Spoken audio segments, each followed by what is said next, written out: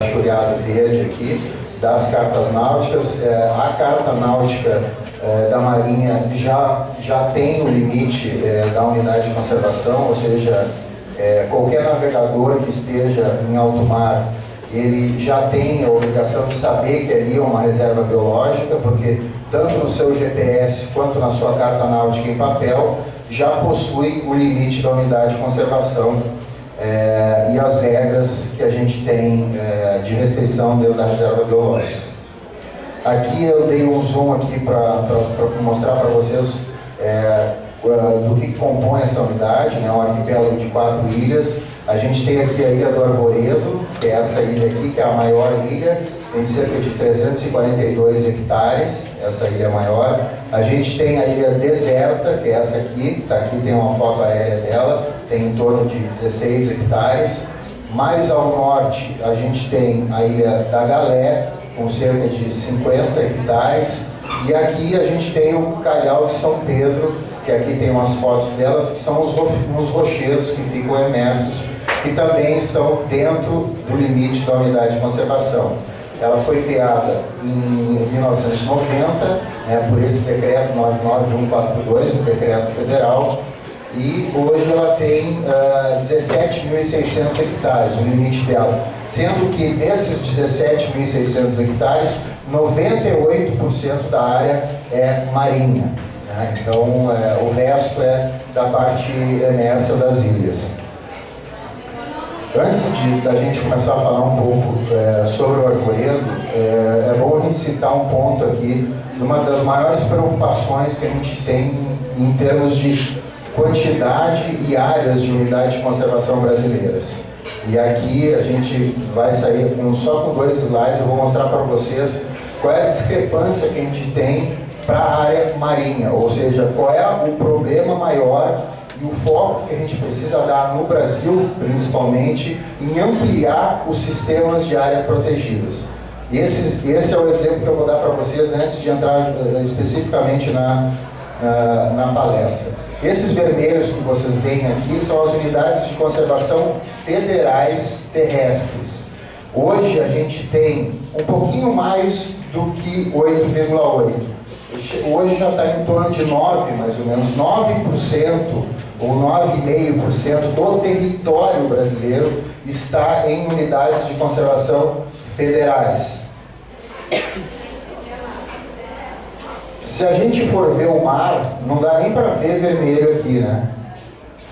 Se a gente for ver o mar, e aí esse espaço marítimo, aqui a gente considera o mar territorial e a zona econômica exclusiva, ou seja, esse espaço aqui que está achulhado aqui num azul mais claro, que a Marinha do Brasil costuma chamar de Amazônia Azul, que são cerca de 3,5 km², que é o espaço marítimo pertencente ao Brasil. Se a gente for comparar, a gente tem hoje 0,5%, né? É um número grotesco, assim, pode ser um 0,6, 0,4, mas a gente tem só isso em termos de unidades de conservação federais no espaço marítimo. Daí a importância da ampliação do sistema de áreas marítimas, áreas protegidas marítimas. E essa discussão, né, isso aí em todos os fóruns mundiais, isso é colocado, né, e infelizmente o que a gente vê hoje nos fóruns mundiais é que as metas vão sendo sempre chutadas para daqui a 10 anos, daqui a 15 anos, ou seja, o que era meta para 2012 se chuta para 2020 e assim por diante a gente vai.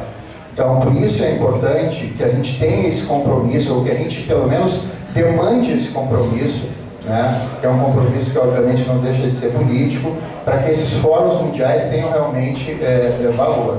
E que a gente não fique só passando meta de 10 em 10 anos. Os atributos naturais da Reserva Biológica Marinha do Arvoredo, a gente vai tratar aqui. A gente tem, esse aqui é a nossa logo, né, a logo da Reserva Biológica. A gente tem presente sítios históricos, né, a gente tem um patrimônio histórico que também tem. Essa aqui é uma foto lá da Ilha do Arvoredo, que são umas inscrições rupestres. A gente tem uma importante biota terrestre, que também é um importante sítio de nidificação de aves marinhas também e terrestres nas ilhas que compõem a reserva do Arvoredo. A gente tem, principalmente na Ilha Maior, que é a Ilha do Arvoredo, um importante fragmento de Mata Atlântica, né, que é bastante representativo, e o foco da unidade, que é o que a gente tem mais de rico lá, é a biodiversidade marinha. Eu vou tentar passar rapidamente nisso e falar alguns dados para vocês do que a gente tem lá hoje em termos de pesquisa e o que a academia nos mostra, né, que são dados que os pesquisadores que estão lá dentro que nos repassam. O total de espécies hoje descritas pode estar um pouco maior que isso aqui, em torno de 1.500, mas os dados que a gente tem oficiais são 1.400. Desses 1.400 são 1.000 espécies marinhas e 400 terrestres. Espécies ameaçadas de extinção a gente tem 26 pelas listas nacionais, pela lista da IUCN, que ela é mais restritiva, são 36 espécies.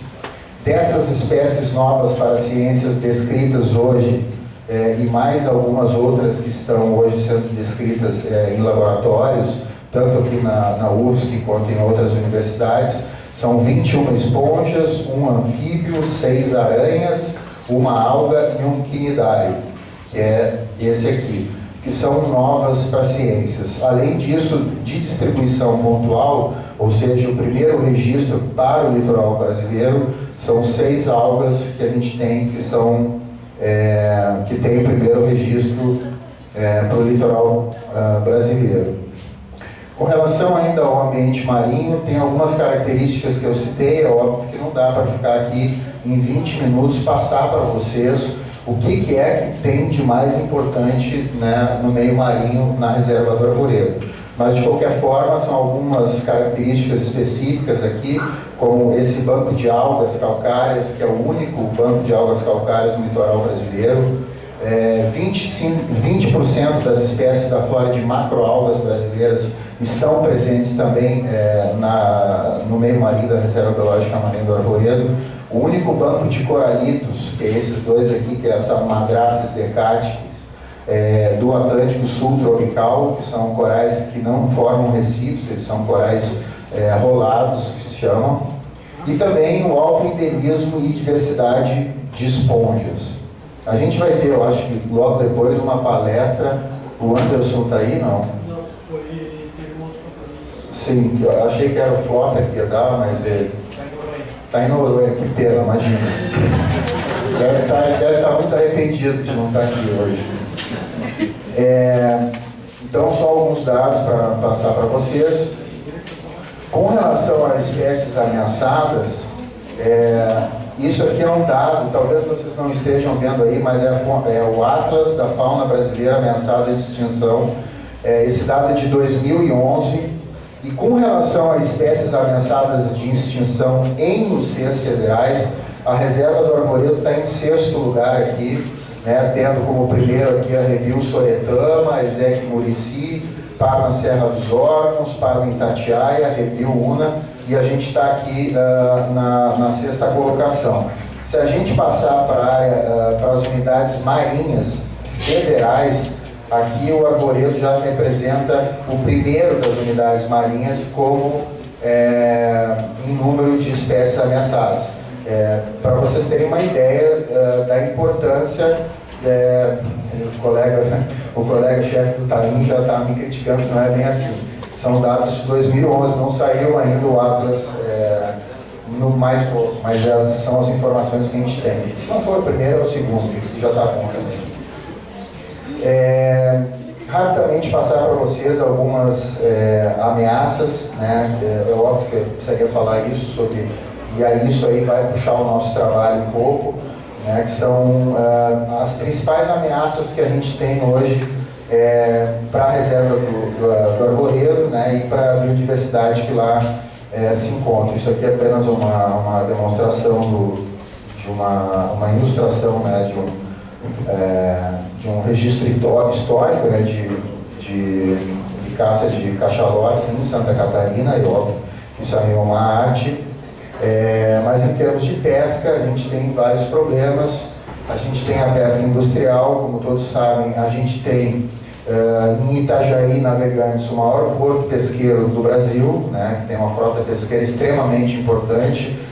Isso aí está muito próximo da reserva do Arvoredo, então a gente tem alguns problemas com isso. A gente tem problemas também com a pesca amadora, que é o lancheiro, o turista, principalmente isso aí se aprofunda mais na época de verão, que a gente tem uma concentração de lanchas e o pessoal desavisado vai lá também praticar a pesca de linha. A pesca artesanal, que é um problema mais forte para a gente. Infelizmente, desde a criação da reserva, hoje ainda os pescadores utilizam a reserva para pescar. Infelizmente, tem áreas na reserva que são extremamente piscosas, né, por causa da temporada da enxova.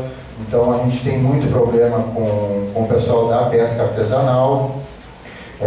A gente tem muito lixo, né, de pesca. São muitas redes que ficam presas nos costões, que a gente chama de redes fantasmas, né, que são deixadas por pescadores, e essas redes elas continuam pescando, né, elas continuam matando peixe, mesmo elas sendo um lixo, mas se ela está no fundo do mar, ela vai continuar pegando peixes, lagostas e outros indivíduos.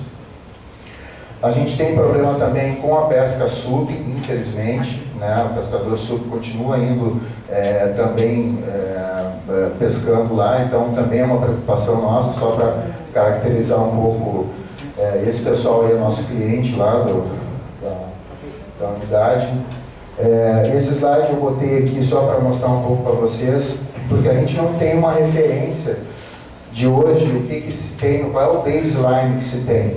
Essa foto é uma foto de um livro de um caçador submarino aqui de Florianópolis, e essa foto, para vocês terem uma ideia, é um resultado de uma pesca sub de poucas horas lá na Ilha da Galé, isso é na década de 60. Aqui a gente tem nessa foto aqui 5 mangonas e 3 meros. Para a gente ter uma ideia, porque não se chega nem perto disso. Hoje em dia, os pesquisadores aqui que estão mais acostumados até a mergulhar lá na unidade de conservação para pesquisa, é praticamente difícil você ver uma garopa, por exemplo, com mais de 20 ou 30 quilos. Então, para se ter uma ideia do que é o estrago feito, né, pela pesca, isso é na década de 60, a gente sabe que aqui mesmo nos ingleses se matava mero de 200, 250 quilos. Hoje em dia o mero está praticamente extinto, tanto que hoje a gente tem a moratória do mero, mas é só para referenciar o que era, né, uma referência do poder da biodiversidade nessa década de 60 e 70 e o que a gente tem hoje. Óbvio que a gente tem também a questão, fica atento para a questão da questão da expansão urbana, né, do litoral, todos os grandes empreendimentos, e essa expansão urbana, obviamente que acaba influenciando na reserva, porque ela está muito próxima da costa, né? A gente saindo aqui de Ponta das Canas, no norte da ilha de Santa Catarina, a gente pegando uma linha reta por Arvoredo, a gente tem 11 ou 12 quilômetros, então é extremamente perto da costa. A Ilha da Galé, ao norte, lá é mais perto ainda da região de Porto Belo. A gente tem o porto de Itajaí, que está crescendo bastante, né, em função de estaleiros, do próprio da indústria de óleo e gás também. Então a gente tem uma expansão muito grande do porto de Itajaí. E aí a gente tem as questões não só a pluma de sedimento aqui, porque o Arvoredo está logo aqui, ó, fica uns 40 quilômetros para cá. A gente tem também um problema com a bioinvasão, né, que são animais que vêm de outras regiões, né, de outros países, em água de lastro de navios. Então é um problema também que a gente fica atento, que são alguns empreendimentos. Tem a exploração de hidrocarbonetos, como eu já falei. A gente tem, com a questão do pré-sal, cada vez mais a gente vai ter plataformas de petróleo na região do pré-sal, que são mais próximas também aqui do litoral de Santa Catarina. A única sorte é que o pré-sal são águas ultra profundas, não tem nada de águas mais rasas, né? Então, mas de qualquer maneira a gente tem que ficar atento a isso. Como eu falei, a questão do porto, né? A gente tem um projeto, depois eu vou mostrar falar um pouco mais sobre o coral-sol. Esse aqui é o coral-sol, ele é um coral exótico, invasor, que já está causando alguns danos em menor impacto aqui na reserva do Arvoredo, mas se a gente pegar a região de Ilha Grande, por exemplo, ele já dominou praticamente a região da Baía de Ilha Grande. Então o problema é a bioinvasão. A bioinvasão hoje é o segundo maior causador da perda de biodiversidade a nível global, só perde para a perda de habitat. Então é uma preocupação que a gente tem.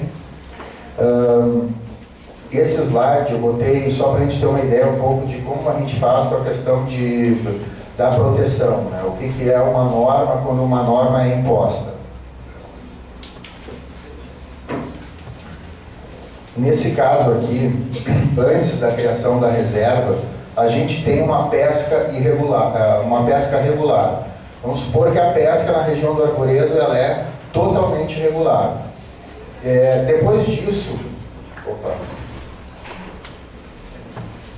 Depois disso, a gente tem uma norma, que é a criação da unidade. Quando é criada a unidade de conservação, toda essa pesca aqui que era regular, parte dela, ela se torna irregular. Quando você impõe uma norma, criou uma unidade de conservação, você passa a ter naquela região a pesca que de um dia para o outro era regular, no outro dia ela vai ser irregular. Aí você começa a informar sobre a criação daquela unidade, né? Você publica isso, começa a informar para a população, para os pescadores, que agora virou uma reserva. Você melhora um pouco, mas você continua tendo a pesca irregular. Você trabalha com educação ambiental, educando as pessoas, educando os pescadores. Você faz um trabalho de educação ambiental, mas você vai continuar tendo a pesca irregular. Isso aqui serve também, se quiserem rebater isso para caça, numa região, numa unidade terrestre, da mesma forma. Você tem uma presença institucional maior. A gente está com os barcos na água, tem ido mais para o mar, mais na unidade. A tendência é sempre a gente diminuir essa pesca irregular. Você começa a dar sanções com relação a essa pesca irregular, a pesca ilegal. Você multa, você tem os autos de infração que começam a pesar no bolso do pescador. Também isso vai sempre dando uma melhorada, mas você vai ter sempre o pescador irregular. Isso não para nunca. Então, assim, todo esse trabalho de fiscalização, de educação ambiental, e aí eu digo que não é só papel do ICMBio, mas de toda a comunidade que hoje trabalha em conjunto conosco, e aí a importância do Conselho Consultivo, que é o que a gente tem feito cada vez mais, a gente vai ter sempre esse problema aqui. Por mais que a gente faça uma fiscalização boa, por mais que a gente tenha educação ambiental, então é um trabalho sempre contínuo.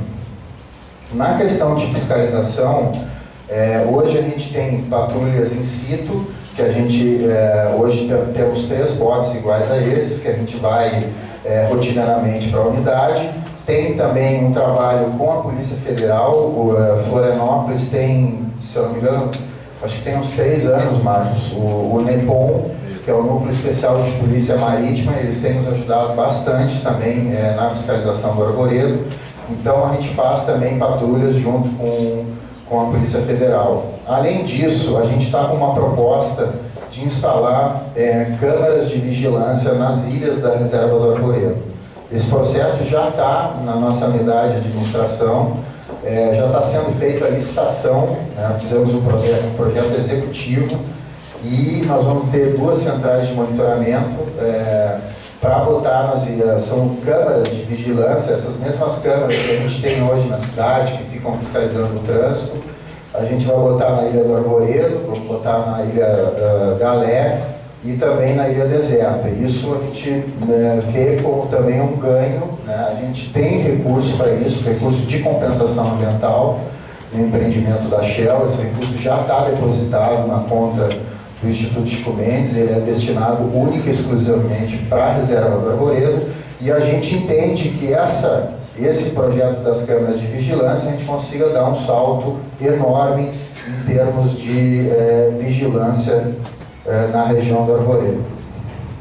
A parte de pesquisa, monitoramento e manejo, né, a gente trata basicamente de autorização, que é a questão do CISBio, que são as autorizações para as pesquisas dentro da reserva biológica, a parte de controle, que seria o banco de dados. A gente tem hoje uma estagiária da UFSC, não está aí a Dayana não, mas ela está trabalhando no banco de dados para a gente ter esse controle de pesquisa, e a gente trabalha também com o apoio logístico das nossas embarcações. A gente sempre contribui na medida do possível, a gente leva o pessoal, né, para estar indo fazer as pesquisas lá, assim como também participamos de mergulhos para ajudar o pessoal da pesquisa, toda a equipe da unidade.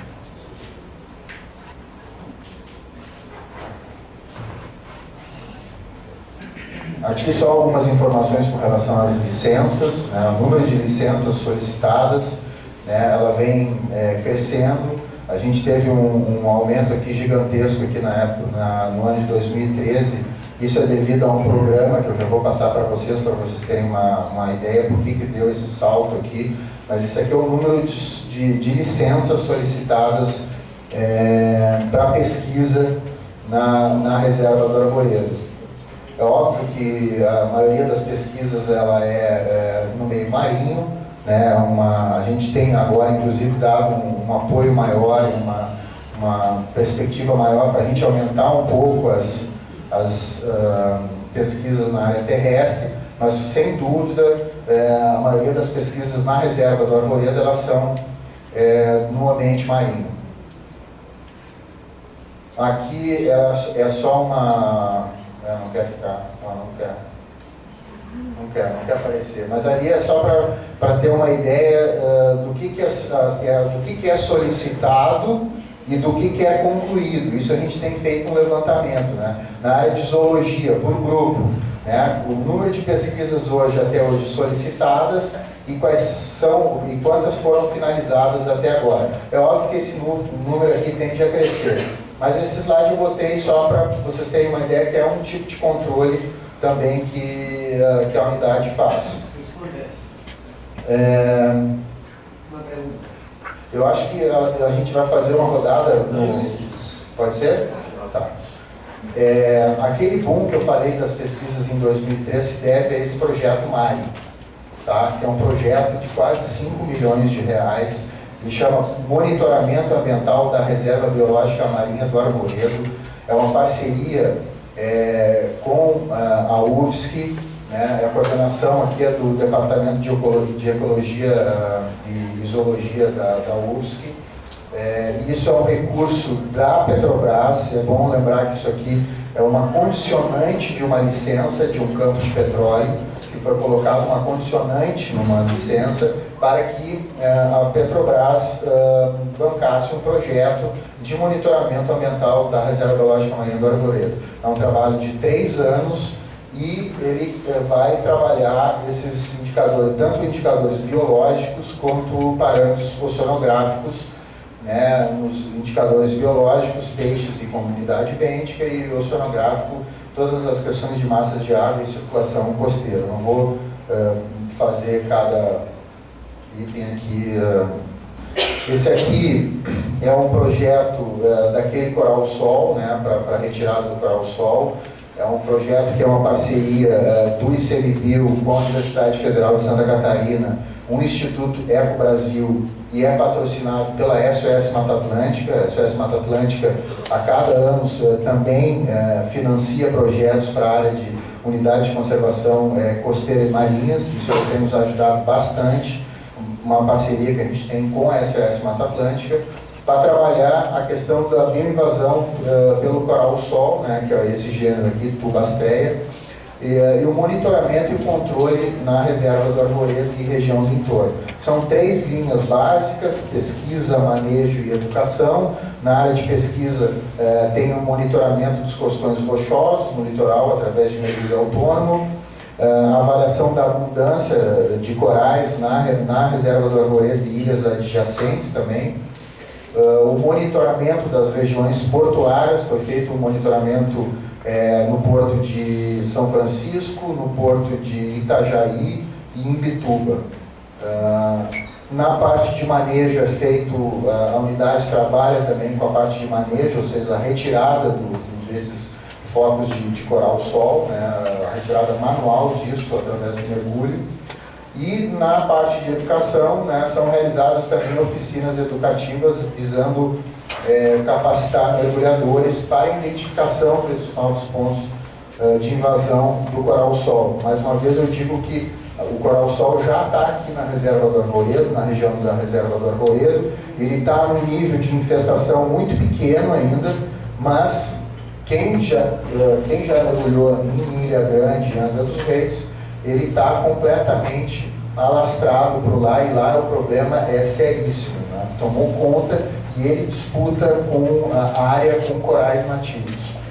Por isso que é uma espécie exótica, não é só uma espécie exótica, ela é exótica invasora, né? Então esse é o maior problema, porque existem espécies exóticas que não são tão problemáticas, ou seja, não são não invasoras. Rapidamente para vocês alguns outros projetos que estão em andamento: o monitoramento de formação única de corais rolados na Reserva Biológica Marinha do Arvoredo, uma parceria da UFSC, Instituto Eco Brasil, financiamento da Fundação Boticário e do Programa Nacional das Nações Unidas para o Desenvolvimento Sustentável, o PNUD.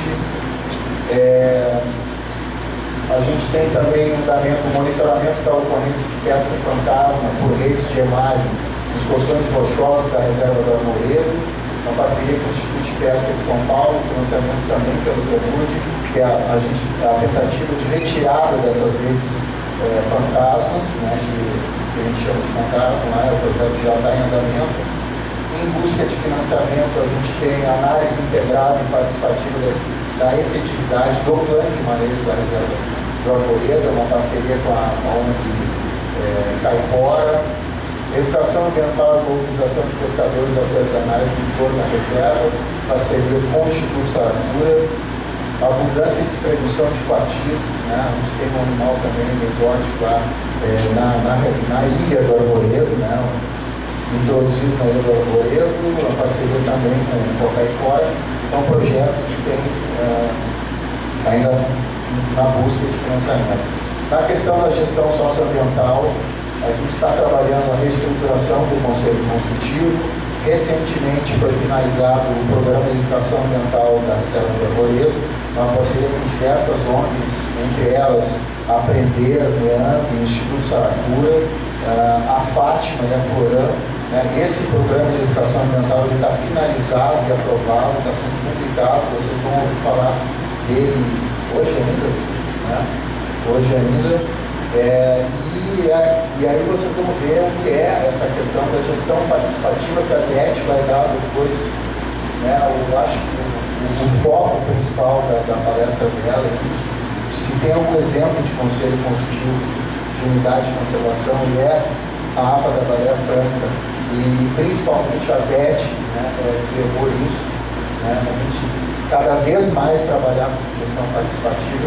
O programa de educação ambiental da Reserva do Arvoredo não foi feito pela pelo ICMBio, ele foi feito em parceria, né? Então, assim, esse é que é a gente tentar mudar, apesar de ser uma reserva biológica extremamente restritiva, proteção integral, uma das mais restritivas, não tem como a gente não trabalhar com vocês. Não existe essa possibilidade mais. Sabe? Quem pensar de outra maneira tem que sair do caminho, porque não é por aí. Sabe? Se a gente não abrir a porta, sentar com o pessoal para conversar e nos ajudar a trabalhar e preservar esse meio ambiente, esquece. Não vamos dar soco em ponta de faca. Parceria com o projeto Escola do Mar, a Prefeitura de Florianópolis, um trabalho bastante assim, interessante, legal, que a Elda está aqui ainda, e a Diana, que são da equipe da unidade, que puxaram esse trabalho, essa parceria, né, que estão trabalhando com alunos das escolas municipais também, inserindo as unidades de conservação nesse contexto desse projeto Escola do Mar. Já estou terminando. O Conselho Consultivo, as reuniões do Conselho Consultivo, a gente tem hoje funcionando o GT de Educação Ambiental, o GT de Proteção. Para vocês terem uma ideia, o GT de Proteção, a Associação de Caças de Pesca Sub de Santa Catarina faz parte do GT de Proteção. É óbvio que a gente não diz bem como é que a gente vai fazer a operação, mas eles estão lá sentados junto com a gente, nos dizendo dicas, não interessa, os caras estão lá, os pescadores estão conosco aqui no GT de Proteção. Não vou falar como é que eu vou, quando que eu vou para lá, operação de fiscalização, os caras estão sentados na mesa conosco para discutir o problema da proteção da reserva do arvoredo. GT de reestruturação, já falei, algumas discussões sobre a recategorização, restrição, planejamento participativo, implementação do programa de A, que vocês vão ouvir aqui do pessoal do Leandro Sarapura, com maiores detalhes. A gente tem uma gestão hoje administrativa dessa forma, o chefe da unidade, o conselho consultivo, 3 áreas básicas, né, a parte de pesquisa, proteção e educação ambiental, é assim que a gente está hoje administrativamente planejado. A nossa equipe técnica a Adriana Carvalhal, o Ian que está aqui, a Diana, Carla Floriani e a Elda Vargas de Oliveira. Aqui ficam os contatos e eu acho que pelo tempo é isso. Obrigado.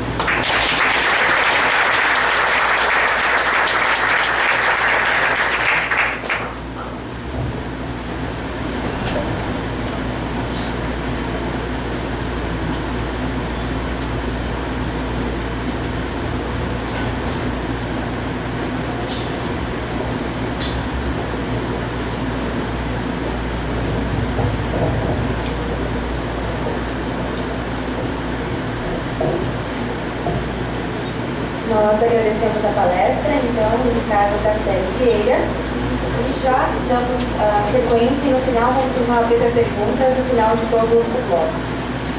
Analista ambiental do ICMBio e chefe da área de proteção ambiental da Baleia Franca, chamamos agora Maria Elizabeth Carvalho da Rocha para proferir a palestra intitulada Gestão de Ucês Marinhas em Santa Catarina, área de proteção ambiental da Baleia Franca.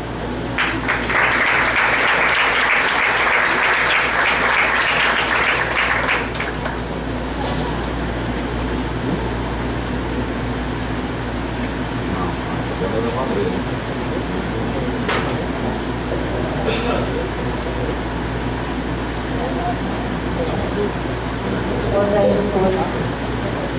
Pensei que ia ter pergunta do Castelli. Dando tempo de passar o efeito da belíssima apresentação dele.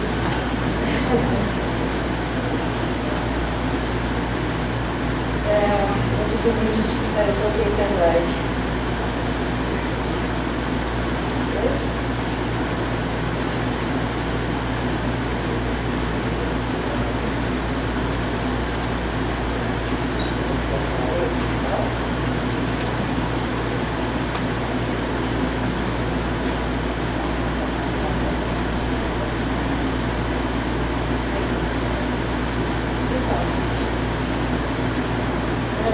Esse é o mapa da Baleia Franca.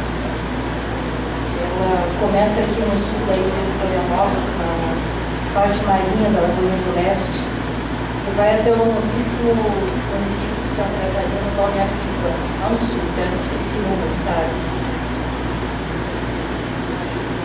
E a gente sempre gosta de começar uma conversa, não exatamente palestra, mas uma conversa sobre a importância e o significado desta área, desta APA, para esse trecho do litoral de Santa Catarina. É uma unidade bem nova, ela acabou de fazer 14 anos, o decreto criou a APA de 2000. E muitas vezes questionam a gente lá na unidade por que esse desenho maluco. Para mim, faz cada vez mais sentido. A ideia de criar uma área de proteção ambiental começou lá em 98 com um projeto de pesquisa, o projeto Baleia Franca. A ideia era proteger o espaço marinho de reprodução das baleias francas, uma espécie ainda em risco de ameaça. E no desenrolar desse processo de criação da unidade, se entendeu que a parte continental era fundamental. Uma espécie, se a gente pode dizer assim, de zona de amortecimento do ambiente marinho. A água tem 5 milhas náuticas de largura.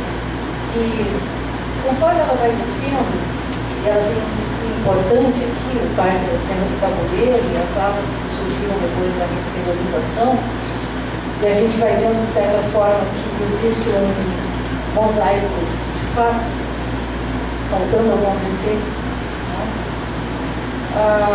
Ela vai protegendo costões, marismas, complexos lagunares, e aí começa a encrenca. Porque se tem um nome com uma espécie tão emblemática como a baleia franca, por que cargas d'água há para a gente se preocupar com expansão urbana? Porque a expansão urbana é a maior ameaça para o território lá da baleia franca, sem dúvida nenhuma. A gente pega uma demanda histórica de pressão e de procura pelo litoral.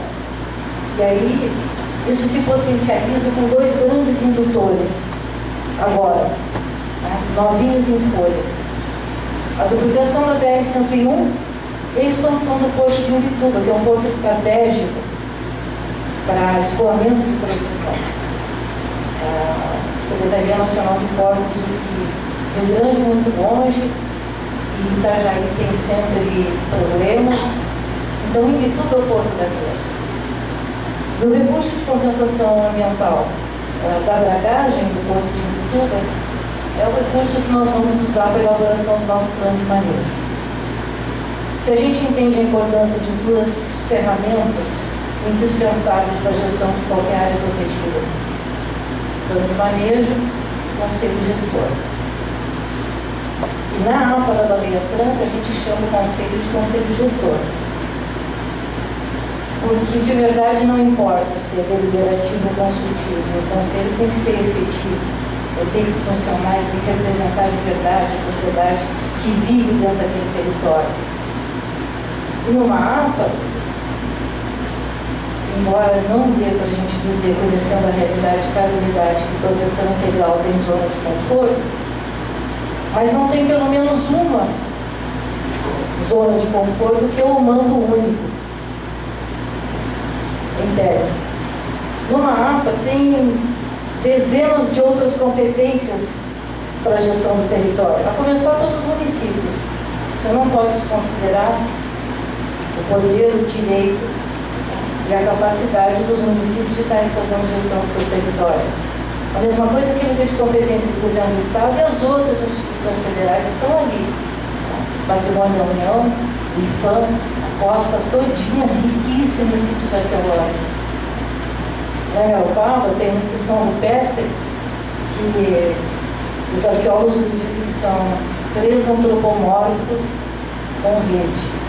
Eu sempre brinco que esse é o documento mais antigo do que qualquer outro tipo de cartório que atesta o uso humano do território da água, né?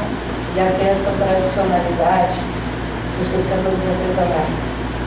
Se tinha gente já há 4.000 anos, que é a expectativa que se tem de datação dos sítios arqueológicos, já tinha gente vivendo, convivendo com as baleias, com os campos de dunas, com os costões, com o complexo lagunar, com tudo que está ali dentro. O primeiro grande desafio para a APA, recém-criada, então como é que se começa a fazer gestão desse território? Tem um plano de manejo? De jeito nenhum. Agora a gente começa a ficar perto de estar maduro para um plano de manejo. Era necessário informar a sociedade desse território que existia uma área protegida e que isso era um valor que dizia respeito à vida de cada um. Então, o esforço de criar o conselho.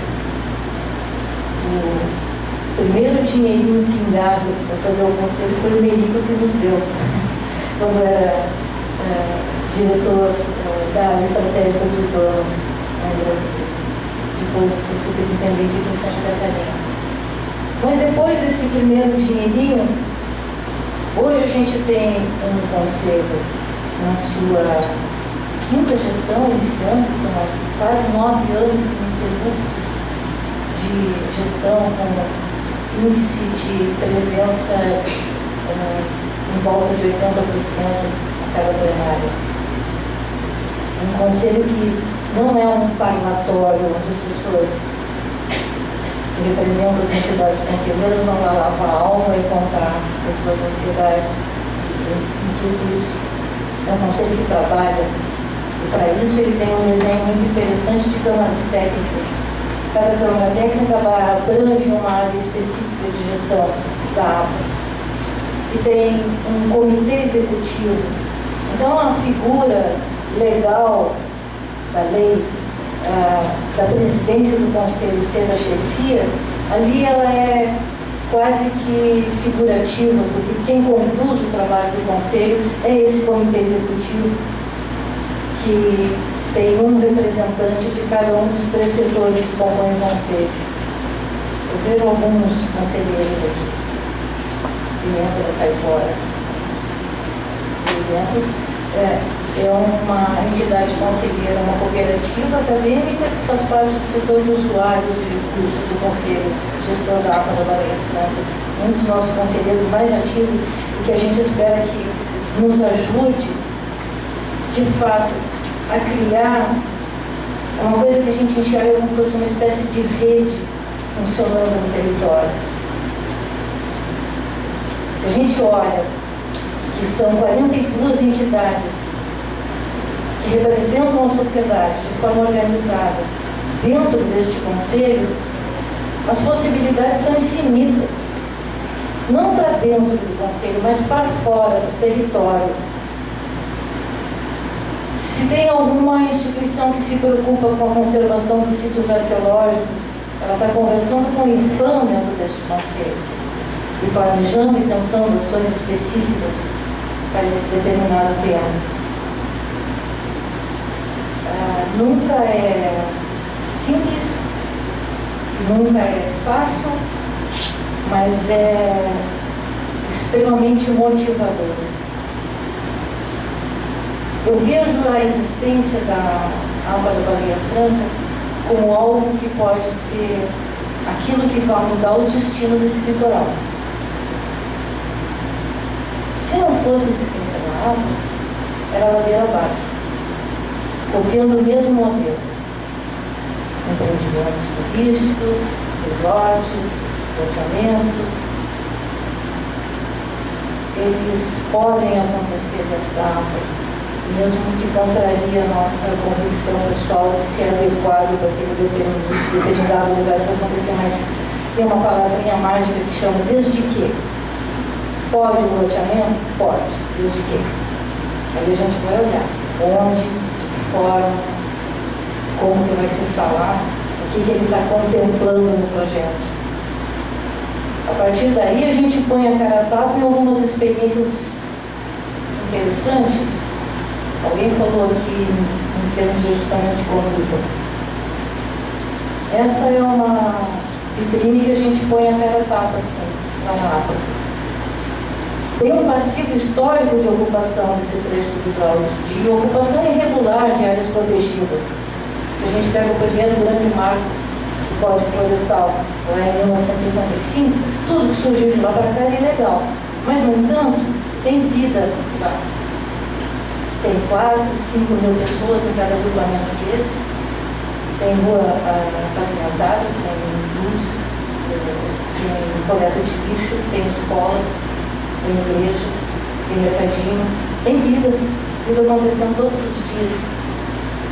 Ou a gente vira as costas porque não pode vir pronto e deixa lá a coisa pretensamente embargada e movimenta lentamente os processos administrativos, judiciais, que obrigatoriamente a gente tem que fazer, ou a gente bota a cara a tapa e começa a buscar soluções para isso. E as soluções não é premiar as pessoas simplesmente pelo fato de estarem ali a longo tempo, mas de construir junto uma forma de si. Pode ficar? De que forma pode ficar? Com qual compromisso? Isso é que a gente entende que seja o caminho desses ajustamentos de conduta. E para isso é necessária a conversa com as outras instituições que também têm competência sobre a área. E o primeiro parceiro que se apresenta é o Ministério Público Federal. O segundo parceiro não dá para deixar de lado a Secretaria de Planejamento e Gestão do Governo do Estado. O gerenciamento costeiro está dentro dessa secretaria. Não dá para deixar de conversar com os municípios. E essa conversa tem que ser todinha costurada.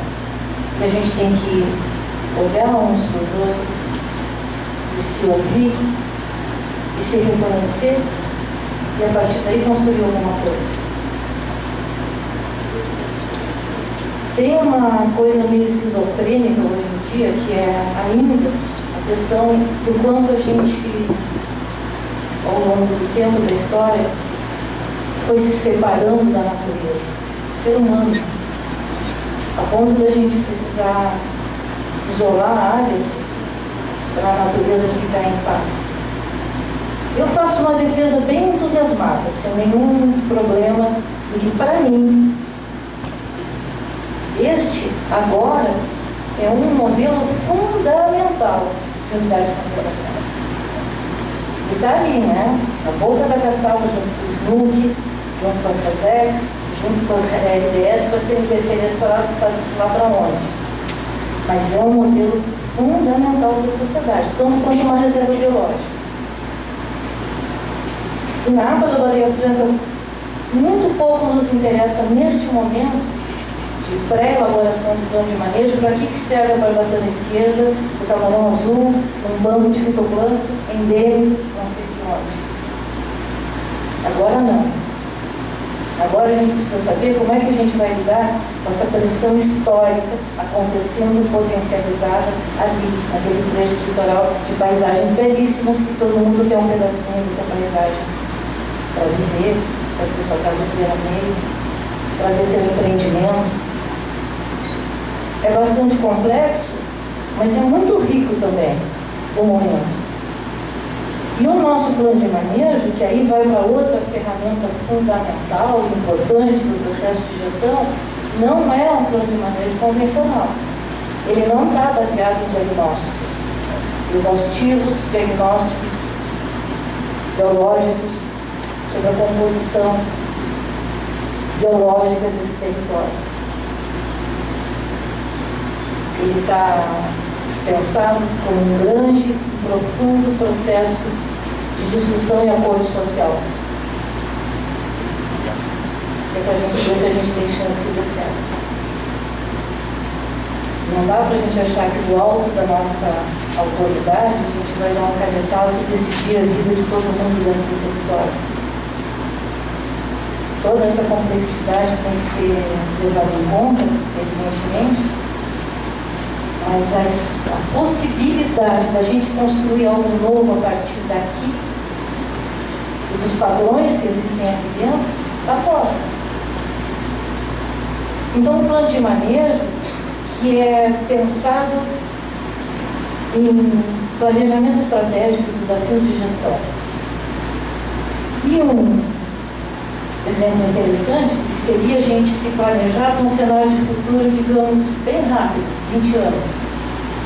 A risicultura, que impacta consideravelmente a saúde das pessoas, a saúde das águas, a saúde das terras,